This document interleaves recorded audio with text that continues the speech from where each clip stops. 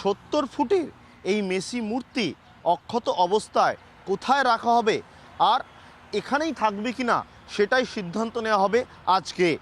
পূর্ত দপ্তরের যারা আধিকারিকরা তারা আসবেন, এসে মূলত সিদ্ধান্ত নেবেন যে এই যে মূর্তি রয়েছে সেই মূর্তি কিভাবে রাখা হবে অক্ষত অবস্থায়।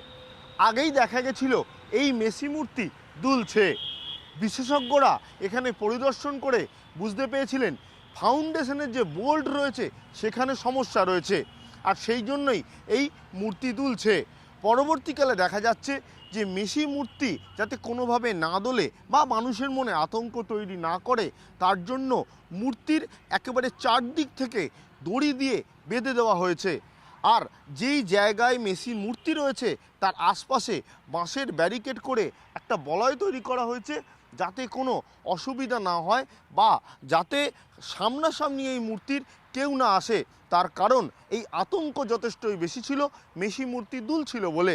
বিশেষজ্ঞ কমিটি তারা সিদ্ধান্ত নিয়ে পরবর্তী পরিকল্পনা জানাবেন, তারপর বোঝা যাবে যে এই মূর্তির ভবিষ্যৎ কী।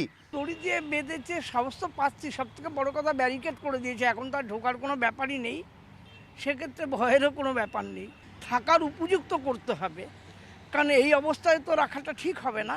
সরিয়ে নিলেই ভালো হয়, কখন মানুষের উপর পড়ে যাবে, অ্যাক্সিডেন্ট হয়ে যেতে পারে। এখানে টিভি চলে, সবাই খেলা রাত্রে এখানে কিন্তু সবাই খেলা দেখছে, অনেক লোক বসে খেলা দেখেন, ওদের যে কোনো মুহূর্তে তাদের উপরে পড়ে যেতে পারে। মানে এটা মনে হয় সরিয়ে নেবে।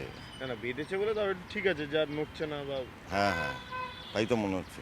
মেসিকে নিয়ে এসে অপমান করা হয়েছে, তার মূর্তি তৈরি হয়েছে সেখানেও কাটমানি খাওয়া হয়েছে।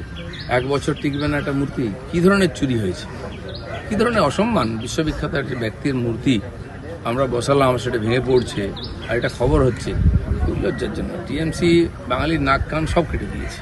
ক্যামেরায় দীপঙ্কর জানার সঙ্গে সুশমন ভট্টাচার্য, TV9 বাংলা।